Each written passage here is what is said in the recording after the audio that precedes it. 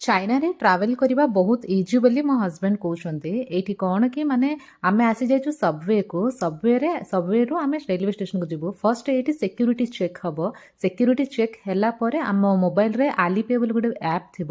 ଆଲିପେରେ ଆମେ କ'ଣ କି ମାନେ ପେମେଣ୍ଟ ଆପ୍ ଥ୍ରୋରେ ସେଠି କ୍ୟୁଆର୍ କୋଡ଼ଟା ଜେନେରେଟ୍ ହେବ।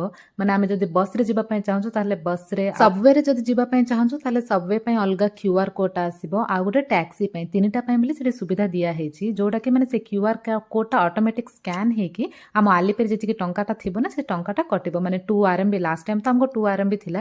ଏଇଠି ମାନେ ପ୍ରାକ୍ଟିକାଲି ମୋ ହଜବେଣ୍ଡ ଦେଖେଇବେ କି ଆମେ କେମିତି ଏଠି ଟ୍ରାଭେଲ୍ କରୁଛୁ। ମାନେ ଏଇଠି ପଇସା ନେଇକି ଯିବାକୁ ପଡ଼ିବନି କି ଟଙ୍କା ହାତରେ ଧରିକି ଯିବାକୁ ପଡ଼ିବନି। ଗେଟ୍ ଗୁଡ଼ା ବି ଅଟୋମେଟିକ୍ କ୍ଲୋଜ୍ ହେଇଯିବ। ସେଇଠୁ ଆମେ ପଳେଇ ଯାଇଥିଲୁ ରେଲୱେ ଷ୍ଟେସନକୁ, ଯୋଉଠିକି ମୁଁ ଏଇ ମାସାଜ ଚେୟାରଟା ନେଇଯାଇଥିଲି, ଯୋଉଟା ହାଫ୍ ଆନ୍ ଆୱାରକୁ ସେମାନେ 20.6 ୟୁଆନ୍ ପେମେଣ୍ଟ କରିଥିଲେ। ଫାଷ୍ଟ ତ ସେଟା ମାନେ ଫୁଲ୍ ବଡି ମାସାଜ, ଲାଇକ୍ ଆମକୁ ମାନେ ସୋଲ୍ଡର ହଉ, ୱେଷ୍ଟ ହଉ, ଆଉ ଲେଗ୍ସ ହଉ, ହ୍ୟାଣ୍ଡସ୍ ହଉ, ମାନେ ହ୍ୟାଣ୍ଡସ୍ ଗୁଡ଼ାକ ତ ବହୁତ ଜାବୁଡ଼ିକି ଧରିଦେଇଥିଲା। ପ୍ରଥମ ଥର ପାଇଁ ବୋଲି ମୁଁ ଏଇଟା ଏକ୍ସପିରିଏନ୍ସ କରୁଛି। ଆଉ ମୋତେ ବହୁତ ବଢ଼ିଆ ଲାଗିଲା। ଏଇଟା ଗୋଟେ କ୍ଲୋଜଅପ୍ ଭ୍ୟୁଟା ମୁଁ ନେଇଯାଇଛି। ଆଉ ଭିଡ଼ିଓଟି ଯଦି ଭଲ ଲାଗିଲା, ଏମିତି ନୂଆ କଣ୍ଟେଣ୍ଟ ଯଦି ଭିଡ଼ିଓସ୍ ଦେଖିବା ପାଇଁ ଚାହୁଁଛନ୍ତି ତାହେଲେ ପ୍ଲିଜ୍ ମୋ ଚ୍ୟାନେଲକୁ ସବସ୍କ୍ରାଇବ୍ କରିନିଅନ୍ତୁ ଆଉ ଲାଇକ୍